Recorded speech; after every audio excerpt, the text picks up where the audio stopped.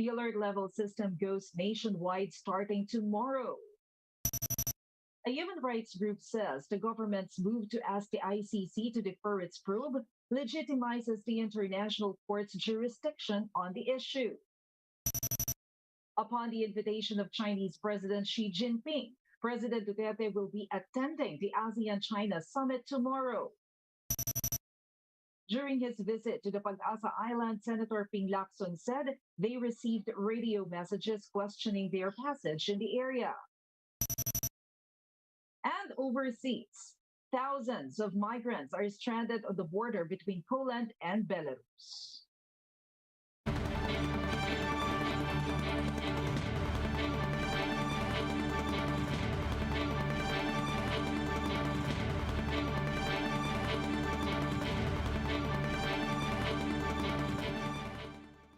Fast, focused, and fearless. Here's everything you need to know as you jumpstart your weekend. I'm Maricel Halili.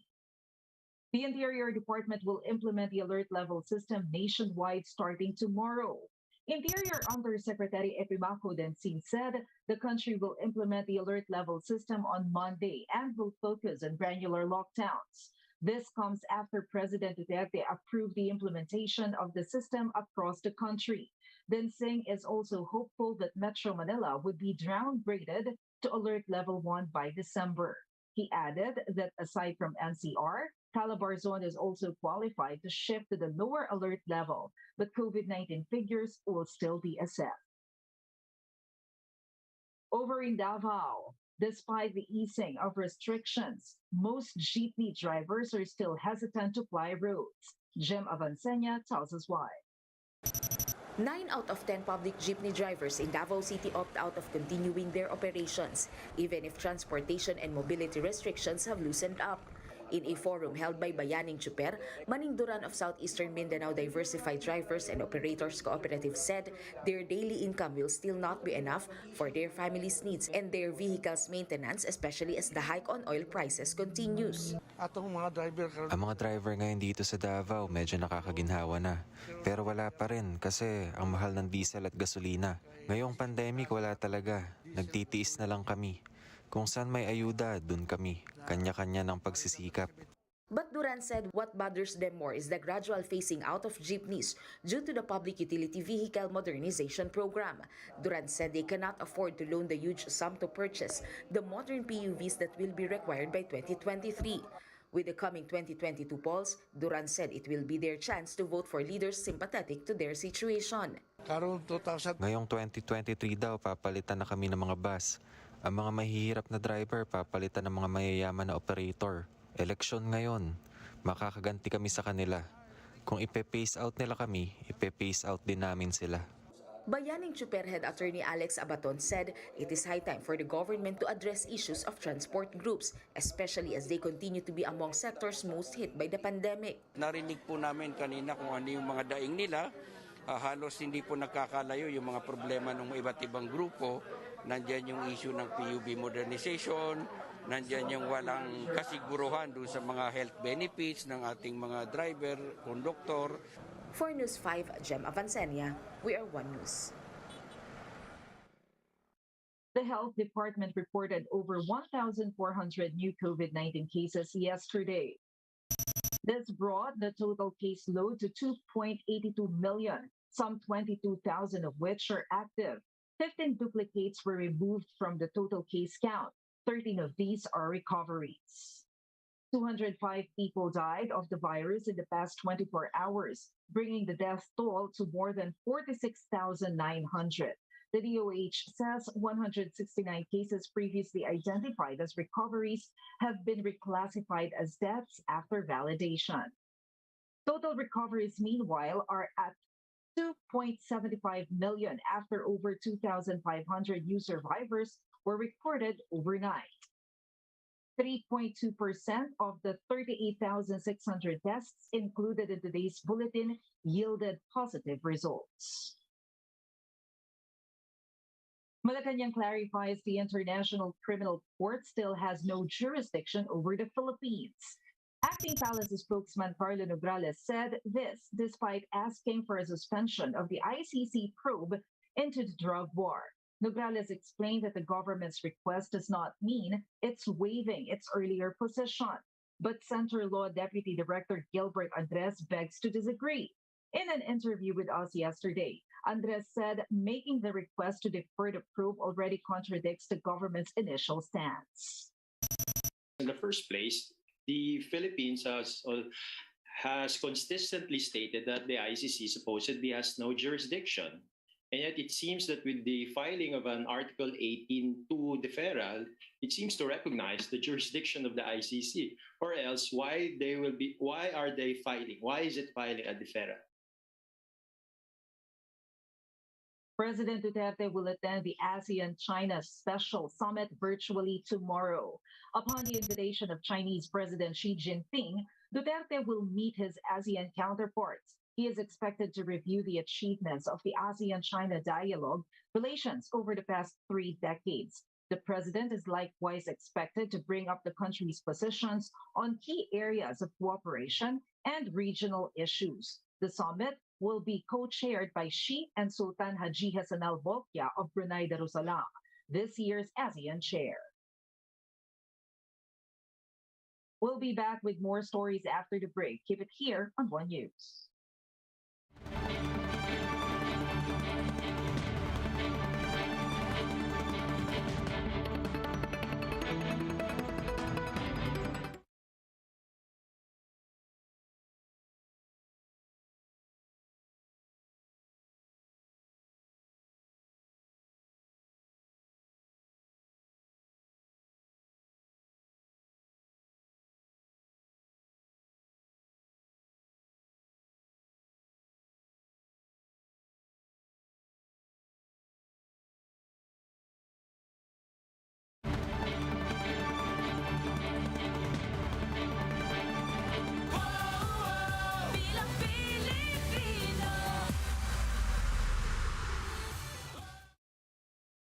You're still watching One News Now. I'm Maricel Halili.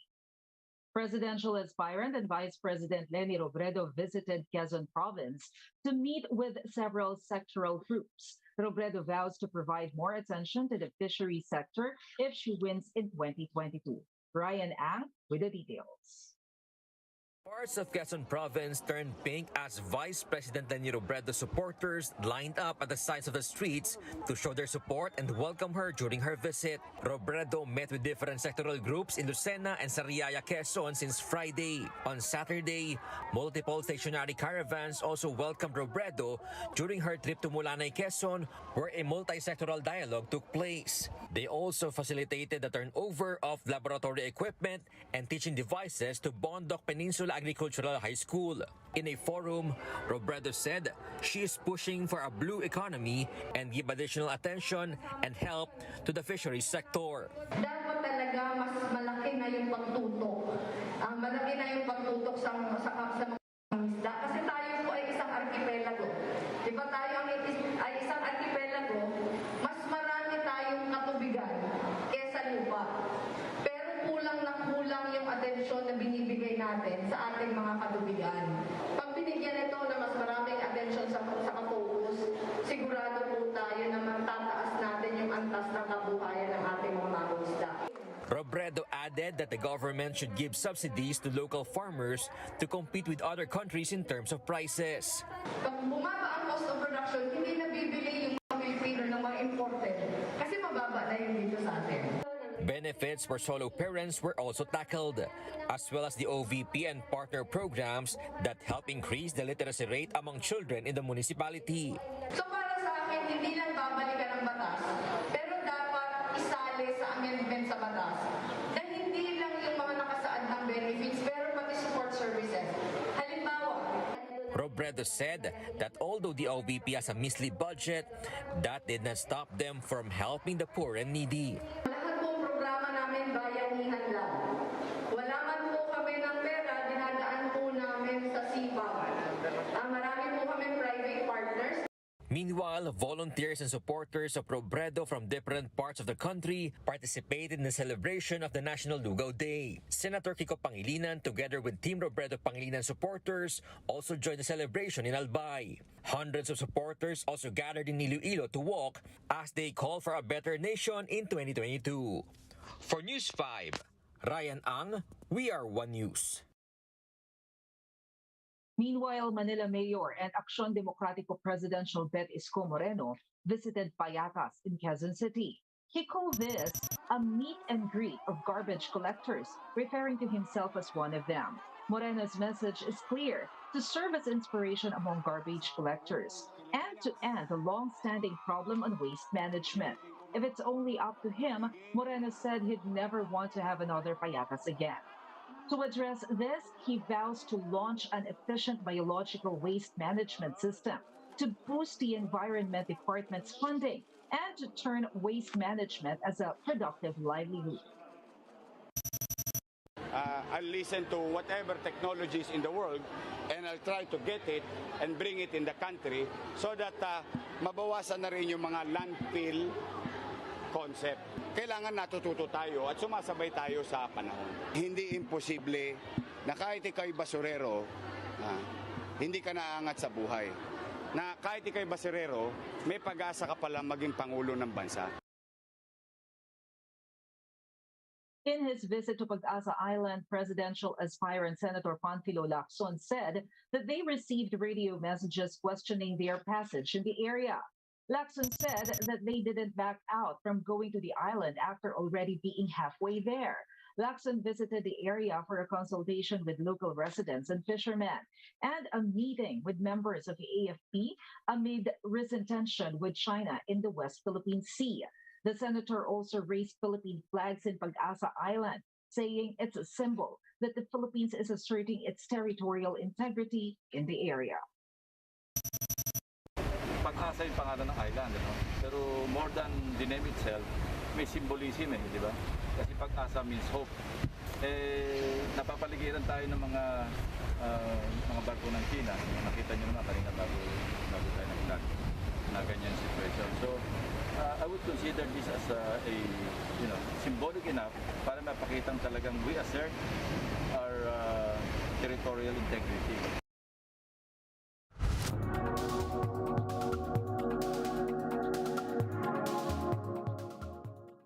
Thousands of migrants are stranded on the border between Poland and Belarus. Let's take a closer look at what's happening at that border in this Bloomberg Quick Take. Thousands of migrants are stranded on the border between the European Union and Belarus, which President Alexander Lukashenko opened his country for anyone who wants to take a risk and get into Europe. So he effectively opened a gateway for anyone who is willing to risk a trip to Belarus and then try to jump across the border into Poland or Lithuania through forests, swamps and fences of barbed wire. Belarus is ruled by Alexander Lukashenko, the president who has been in power for 27 years. Last year, he claimed a victory in presidential elections, which triggered an unprecedented wave of protests. At one point, it even seemed like his rule was about to end, but then he was able to suppress the opposition with more than 30,000 arrests. The West promised to step up its sanctions, to which Lukashenko replied that in that case his country would no longer have neither the money nor the desire to stop illegal migrants from pouring into the European Union. Russia, which supports Lukashenko with cheap energy and money, said the West should talk directly to him to resolve the crisis. Lithuania and Poland object, saying he only needs this to get back his lost legitimacy and make the West abandon sanctions against his regime. And yet the outgoing German Chancellor Angela Merkel called Lukashenko on Tuesday, after which he pulled back some migrants away from the border with Poland, sheltering about 1,000 of them in a nearby warehouse. Migrants, many of them young men, made several attempts to break through the border into Poland, but it became increasingly clear that it's just not going to happen.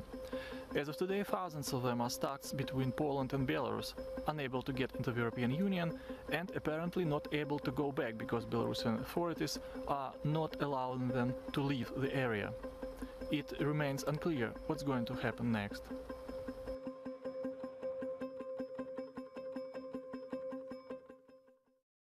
Those are the top stories of the hour. Join us again at 9 in the morning as we continue to monitor the day's biggest stories. You can also catch One News on the Signal Play app. Register for a free account now at www.signalplay.com and stream One News live anytime, anywhere. I'm Maricel Halili. Mask on, wash hands, and stay safe, Philippines. We are One News.